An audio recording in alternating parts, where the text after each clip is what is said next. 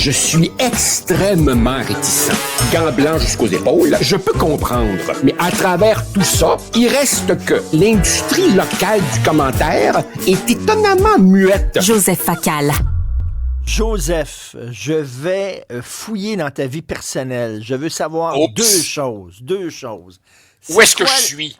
Non, c'est quoi la dernière affaire que tu as envoyée par la poste et c'est quoi la dernière affaire que tu as reçue par la poste? Est-ce que tu peux répondre à cette question-là? Oui. La dernière chose que j'ai envoyée par la poste, ce sont mes acomptes provisionnels. Je me rappelle pas si c'était pour le gouvernement du Québec ou le gouvernement fédéral, mais je suis tellement techno-tweet que même si j'avais pensé, tu sais, que j'avais maîtrisé l'affaire et je faisais mes paiements en ligne comme toute personne normale en 2024, je me rappelle plus trop ce qui s'est passé, mais j'avais eu une espèce de petite panne informatique. Au dernier moment, remarque, les pannes informatiques, dans mon cas, c'est assez habituel, tu sais, mais ne me pars pas là-dessus, tu sais, et je me suis dit, tiens, ne prends pas de chance et envoie ton paiement par la poste et j'avais vraiment le sentiment de faire un voyage dans le temps. D'ailleurs, est-ce que je t'entendais tout à l'heure, tu parlais des prénoms francophones au Québec et tout. Alors, juste pour toi, aujourd'hui, j'ai décidé de faire vraiment, tu sais, film québécois. As-tu vu mon beau décor de cuisine en arrière de moi, avec le frigidaire et le poêle et tout ça, là? Je suis dans le condo de mes parents. Et c'est le seul endroit où il y a un éclairage à peu près potable. Le reste, c'est vraiment la caverne de Platon, là, tu sais. Enfin. C'est vrai que ça fait film québécois.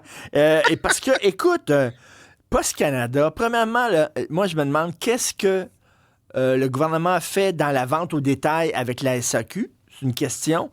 Mais qu'est-ce que le gouvernement a fait dans l'envoi de courrier puis tout ça? Est-ce qu'on ne devrait pas donner ça à une firme privée puis ça vient de finir? Là? Bon, écoute. D'abord, je veux pas être mal compris par nos auditeurs. Je veux pas faire le gérant d'estrade facile.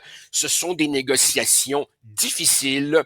Je ne prétendrai jamais que les postiers avec qui il m'est arrivé du temps où j'habitais en ville d'avoir des conversations absolument charmantes, ils sont pas gros durs, c'est pas des privilégiés, je ne leur en veux pas personnellement, je comprends qu'ils ne veuillent pas perdre des droits acquis, mais t'as raison.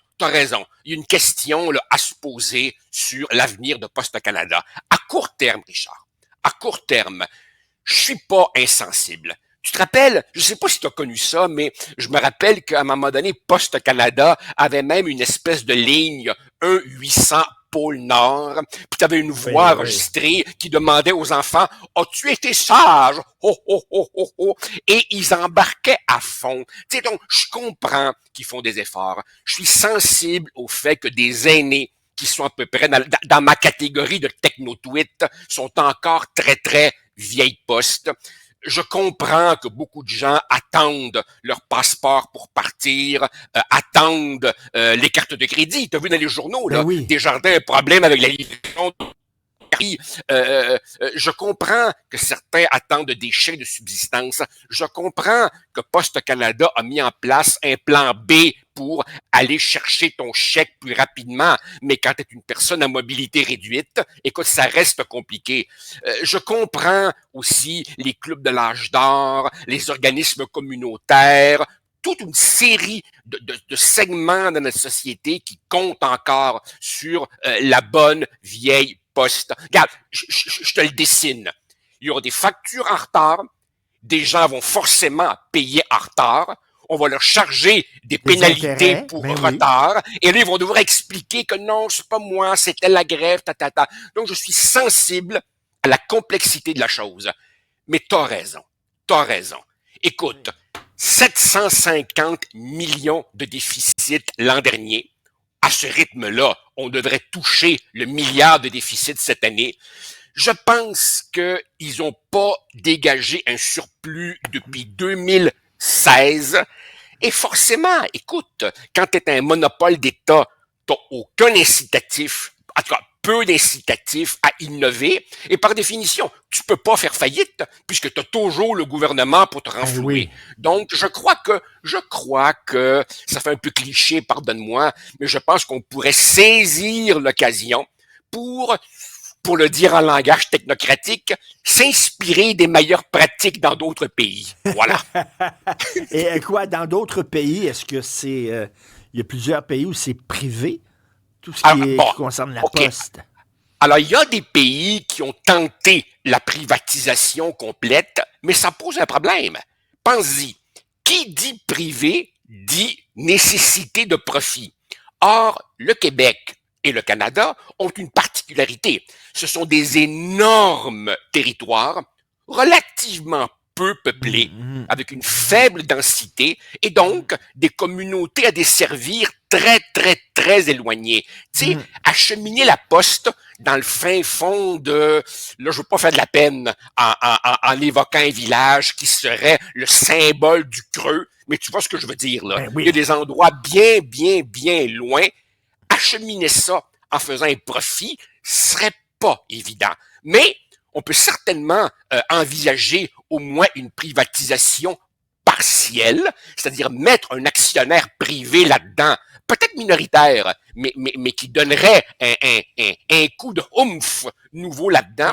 Et puis, tu sais, franchement, Richard, on a-tu besoin de livrer la poste à tous les jours? Moi, je reçois au bon mot, 1 ou 2 lettres par semaine. Par semaine. Pourquoi il n'y aurait pas le courrier, tu sais, comme, et je vois le monsieur qui ouvre et vide les boîtes aux lettres à tous les jours. Pourquoi? Pourquoi on ferait pas ça 1 fois par semaine? J'ai jamais pensé à ça, mais c'est une sacrée bonne idée. Ben Pourquoi oui. il n'y aurait pas le courrier 1 fois par semaine? Ben oui. Par exemple, tu as des personnes, et là, je prétends pas à l'originalité, je l'ai lu, hein. Tu sais ce qu'on dit aujourd'hui, hein. C'est sur Internet, ça doit être vrai. J'ai lu ça quelque part. Tu sais, par exemple, les personnes qui ont besoin de se faire livrer des médicaments à domicile. Ben, pourquoi est-ce que Poste Canada ferait pas ça, la livraison de médicaments pour les gens à mobilité réduite qui sont chez eux? Me semble qu'on pourrait être imaginatif. En tout cas, pour parler en langage HEC, le modèle d'affaires actuel, ça n'a juste plus d'allure. Écoute, est-ce que ces gens-là sont un peu, c'est-à-dire comment, aveugles? Je sais pas, ils voient pas là, que c'est 1 milliard de dollars déficitaire, puis ils demandent combien là, en augmentation de salaire? C'est une affaire comme 24 je sais pas de quoi. Là, c'est comme un moment donné, là. Non, mais ça, c'est la logique, c'est la logique syndicale. Tu sais, le mot moins n'existe pas. Rappelle-toi, on a bien connu ça chez Québécois. Tu sais, quand le modèle d'affaires ne marche plus, t'as beau essayer de négocier de bonne foi, quand tu te heurtes à un non pur et simple, ben à un moment donné, qu'est-ce que tu veux? Il y a une épreuve de force plate, puis la partie patronale assume ses responsabilités. Mais ici, c'est le gouvernement fédéral, alors il risque pas de le faire, là, tu sais. Il y a la réalité, là, tu sais, la réalité. Oui, il y a une réalité. Tu sais, il y a déjà eu des conflits de travail, là, parce que, bon, les petites annonces d'un journaux, les gens qui travaillaient dans les petites annonces des journaux étaient en conflit. Alors qu'il y avait de moins en moins de gens qui prennent des petites annonces des journaux. C'est tout Gigi, sur Internet, puis là, ils voulaient avoir plus, tu sais, plus de moyens, ils acceptaient pas qu'il y ait moins de petites annonces dans les journaux. Tu sais, à un moment donné, les choses changent, puis tu peux pas tout le temps faire comme si ça changeait pas. C'est vrai, Richard, mais juste pour te dire, tu te rappelles, il y a quelque temps, je t'avais dit, j'avais écrit que j'avais fait l'objet d'une fraude téléphonique particulièrement sophistiquée. Alors évidemment, je fais comme tout bon citoyen, j'appelle la police. À mon grand étonnement et à mon grand bonheur, un agent de la SQ débarque chez moi, prend ma déposition, je lui pose toutes sortes de questions sur les nouvelles techniques des fraudeurs, et je lui demande, puis Revenu Québec, Revenu Canada, et sa réponse m'a bien fait sourire. Il m'a dit, vous savez, Revenu Québec, là, puis Revenu Canada, il envoie encore du bon vieux courrier papier. Et ça, c'est trop stable. Le bon vieux courrier papier par là-bas. Eux, ils vous frauderont pas, tu sais. Non, mais, non, mais écoute, je pense qu'on est rendu au point où il faut se dire assez, c'est assez. Il faut tout repenser ça, mais ce n'est pas un gouvernement en fin de mandat qui va se lancer là-dedans. Parce que, tu sais, si tu demandes aux Canadiens ordinaires dans la rue, là, où ça se classe dans votre échelle de priorité, la privatisation de Poste Canada, comme disait M. Parizeau, ça se bat pas dans les autobus. Mais on est peut-être rendu là.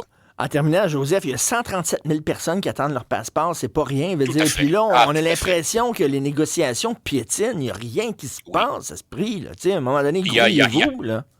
Il n'y a rien qui se passe. Je sais pas légalement quelles sont les possibilités de loi spéciale, mais effectivement, il y a des gens qui attendent leur passeport pour partir en voyage, probablement pendant le temps des fêtes. J'ai cru comprendre que pour les PME, c'est 76 millions de pertes par jour. Alors, on peut bien, toi et moi, faire des farces, mais c'est devenu un problème sérieux. Plus largement, au-delà de ce conflit-ci, saisissons l'occasion pour repenser quelque chose en excluant le statu quo. Parce que là, ça ne peut plus continuer comme ça. Tout à fait. Merci, Joseph. À demain. Au plaisir, ça marche. Salut, bye. Salut, bye.